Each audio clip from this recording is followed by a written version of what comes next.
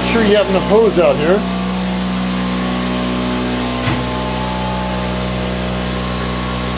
We've got all our parts ready. There's rain in the air, but the AccuWeather says no rain. So I'm gonna risk it.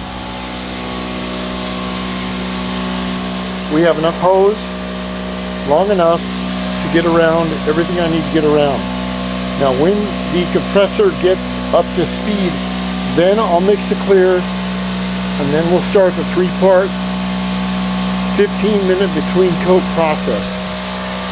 You can do this at home if you understand how to do it. It's not that hard. It just requires a little extra work, and you have to do everything, all your clearing at one time. And just let it sit for 24 hours. Okay, let's wait for that to power up. Constant pressure is very, very important to shooting professional paint. You can't have the compressor going on and off. You need it staying under constant pressure. Now my compressor's gone off. I have 200 milliliters in my cup right here. Divided by 6, I have 130 milliliters of clear, 33 of reducer, and 33 of hardener. That will give me the formula of 4 to 1 to 1. So what I'll do is I'll use my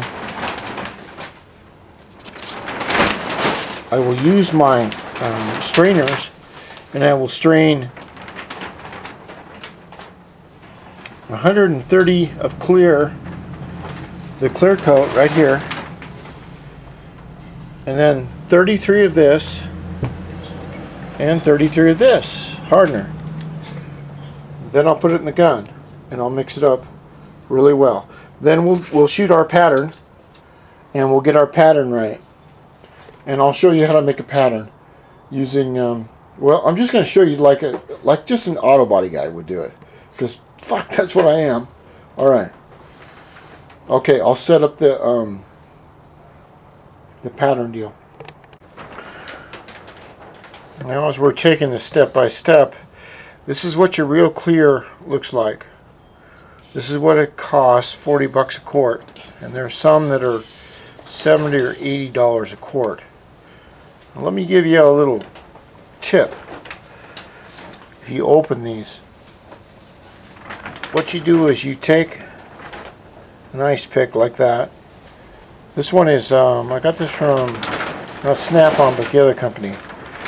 And you poke 1, 2, 3, 4, 5 holes in that. You can do that with also paint cans. What happens is when you put your lid back on, you won't get blowback or spatter. Now I have to pour 130 milliliters in here, and then put it in my cup. Then I will pour 33 of this and 33 of this, and you want to shake everything up or stir it up real good. And you'll also run it through your, you can either run it through this way or you can run it through this way, because you never know how long this has been in here, or you can never trust what a paint salesman tells you either. They're just, most of them are just a bunch of dumb shits that don't know. They're working for $7 an hour because they're overpaid. Okay, now that's the next step. We're going to do that. Now we have 130 milliliters of clear. We're going to add 30 milliliters of hardener to 160, and you want to shake that up really well. Okay, we're going to get to 160 right there, and you want to get this stuff right on the nuts. Okay, we're doing professional. We're not playing this time. Then what we do is we take our reducer, and this is a cool reducer, which means it's going to dry fast in cold weather. get the piece of shit thing off. Alright, now, like I said, okay, you can see the 200 right there, I believe.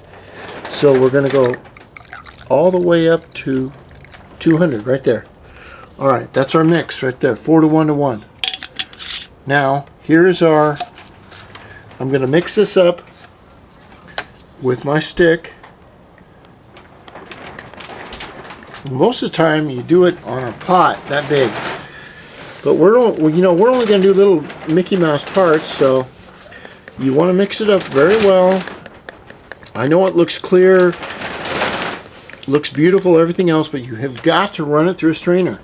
Because if you got a professional part like a fuel tank or something like that, and you get a big blob of some kind of bullshit in it, it's your own fault because you didn't run it through a strainer.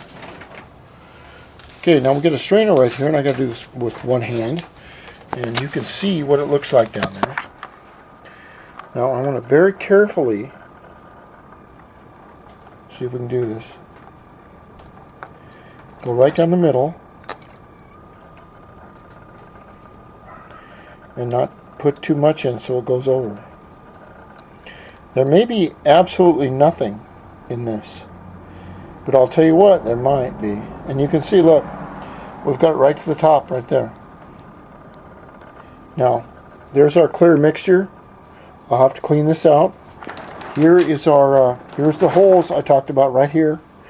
When you put this back on right here, and you go to tap it down, there won't be a lot of spurge underneath this cap that's going to blow everywhere onto everything you don't want it to blow into. Alright, our next step is setting the gun up for spray pattern.